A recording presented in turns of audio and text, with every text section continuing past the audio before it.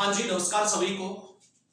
एक बड़ा अपडेट, 33% अंक प्राप्त करने वाले राजस्थान फायरमैन हो गए। जी बिल्कुल सही है। और 101% जो जानकारी है सबसे पहले आपको सत्यता के साथ में आप तक हम शेयर करने की कोशिश कर रहे हैं।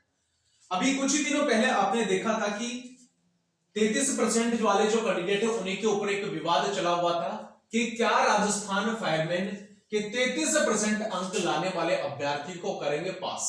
अगर ये आपका क्वेश्चन है तो जितने भी जो 33% का क्राइटेरिया जिन्होंने क्वालिफाई किया है, एक सिंगल से क्वेश्चन के अंदर एक शब्द में आंसर दूंगा, 101% यस, यानी कि हाँ, बिल्कुल आपको 33% क्राइटेरिया जो कवर करेंगे उनको पास किया जाएगा। कुछ एक कैंडिडेट ने भी केस किया हुआ है और वो जो केस है लगभग 99% कैंडिडेट के फेवर के अंदर चला हुआ है और जल्द ही हद मार करके ज्यादा से ज्यादा 3 या 4 दिन के अंदर इसका जो फाइनल रिजल्ट है इस केस का वो आपके सामने होगा। और जब रिजल्ट फाइनल होगा सामने तो रिजल्ट भी 33% वाले जो हैं उनका आपको देखने को मिलेगा। तो ये बड़ा अपडेट था। अब वो कैंडिडेट सोच रहे होंगे कि सर 33% वाले को कैसे क्वालिफाई कर रखे। भाई विज्ञप्ति के अंदर ये जो जानकारी थी वो दी गई थी और उन्हीं ने उसका एक एविडेंस के रूप में लगा दिया और लास्ट के अंदर फिलहाल जो केस है वो इसी कैंडिडेट के फेवर के अंदर चला हुआ है। कुछ एक कैंडिडेट का कहना है कि सर 10 गुना कैंडिडेट का भी लिखा हुआ, तो बिल्कुल जो भी उन्होंने क्राइटेरिया दिया गया है पूरा का पूरा उनको फॉलो करना पड़ेगा। अगर किसी भी को क्राइटेरिया को फॉलो नहीं करते तो कैंडिडेट तुरंत कोर्ट केस करेगा और अपना केस के माध्यम से प्रैक्टिकल फिजिकल देगा। तो ये जो जानकारी है बिल्कुल आपके साथ में सत्यता के द्वारा हमें आपके समक्ष पेश कर रहे हैं और जल्द ही इनका जो फिजिकल प्रैक्टिकल है उनकी डेट घोषित होने वाली। अब मैं थोड़ा सा फायर ऑफिसर की तरफ लेके चलूंगा। जिस भी कैंडिडेट ने फायर ऑफिसर के अंदर 33% क्राइटेरिया किया हुआ है तो आप भी केस कर सकते हैं अगर आपके पास में गवर्नमेंट कॉलेज या बड़ौदा जो कॉलेज है उसका डिप्लोमा है तो फायर सब ऑफिसर का, क्योंकि 100% यहां से आप एक बार रिटर्न के अंदर के बाद में प्रैक्टिकल फिजिकल के अंदर अगर क्वालिफाई हो जाते हैं 100% आपको कोई रोकने वाला नहीं। तो फायर सब ऑफिसर के जितने भी जो अभ्यर्थी हैं जिसने गवर्नमेंट कॉलेज से डिप्लोमा किया है और फिर भी वो 33% क्वालिफाई क्राइटेरिया करने के बाद में डिस्क्वालीफाई, तो आपके लिए भी बहुत ही महत्वपूर्ण ये जानकारी है, चाहे मेल हो या चाहे फीमेल हो।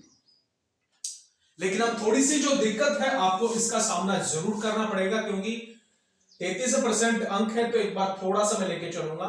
जैसे फायर ऑफिसर के जर्नल की जो मेरिट है वो 186 प्लस थी, ठीक है। अगर आप यहां से 33% क्राइटेरिया कवर करते हैं तो कम से कम आपके कितने नंबर हो ताकि आप क्राइटेरिया को कवर कर पाए। हालांकि हर एक कैटेगरी से, कोई एससी से है, एसटी से, ओबीसी से, जनरल से भी है, तो उस हिसाब से अगर हम बात करें तो 186 प्लस मेरिट इसकी थी और हमारे पास में जनरल कैटेगरी के लगभग 3839 अंक वाले तो कैंडिडेट थे।